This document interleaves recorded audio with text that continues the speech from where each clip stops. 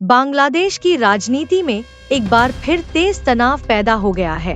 पूर्व प्रधानमंत्री शेख हसीना के हालिया बयान को लेकर विदेश से जारी एक वीडियो संदेश में उन्होंने चेतावनी दी है कि अगर उनकी पार्टी आवामी लीग को आने वाले राष्ट्रीय चुनाव में भाग लेने का अवसर नहीं दिया गया, तो देश के लाखों मतदाता चुनाव का बहिष्कार करेंगे।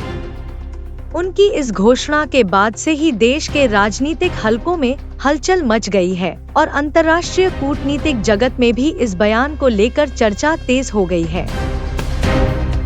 रॉयटर्स और अल जजीरा की रिपोर्ट के अनुसार शेख हसीना इस समय विदेश में रह रही हैं और वहीं से पार्टी नेताओं और कार्यकर्ताओं को संबोधित एक भाषण में उन्होंने कहा, अगर आवामी लीग को चुनावी मैदान में उतरने की अनुमति नहीं दी गई तो बांग्लादेश का मतदान क्षेत्र सूना पड़ जाएगा। उन्होंने आरोप लगाया कि वर्तमान प्रशासन सुनियोजित तरीके से उनकी पार्टी को राजनीति से बाहर करने की कोशिश कर रहा है। पार्टी कार्यालयों पर छापे, नेताओं कार्यकर्ताओं की गिरफ्तारी और चुनाव की तैयारियों में बाधा डालना, ये सब उसी रणनीति का हिस्सा है।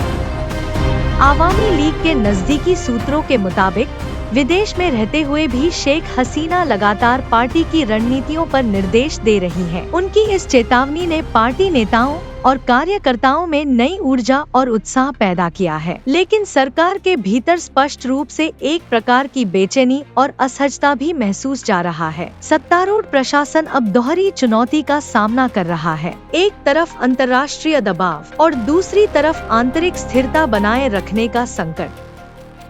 राजनीतिक विश्लेषकों का मानना है कि शेख हसीना के इस बयान ने आगामी चुनाव की वैधता और स्वीकार्यता पर बड़े सवाल खड़े कर दिए हैं। यदि आवामी लीग चुनाव में भाग नहीं लेती तो मतदाता उपस्थिति घट सकती है और उस चुनाव की अंतर्राष्ट्रीय मान्यता भी जटिल स्थिति में पड़ सकती है। राष्ट्रपति कार्यालय के नजदीकी सूत्रों का कहना है कि वे चाहते हैं कि सभी दलों की भागीदारी के साथ एक न्यायसंगत चुनाव हो, लेकिन वर्तमान परिस्थितियों में संवाद और समझौते की संभावना बहुत अनिश्चित बनी हुई है।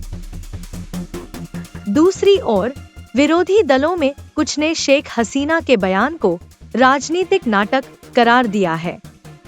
उनका दावा है कि वह देश की कानूनी प्रक्रिया से बचकर विदेश में है और अब चुनाव को प्रश्नांकित करके राजनीतिक चर्चा में वापसी करना चाहती है। हालांकि निष्पक्ष विश्लेषकों का मानना है कि जब तक बांग्लादेश में मुख्य दो राजनीतिक शक्तियां, आवामी लीग और उनके विरोधी, एक ही मेज पर बैठकर संवाद नहीं करती, तब तक चुनाव को लेकर अनिश्चितता बनी रहेगी।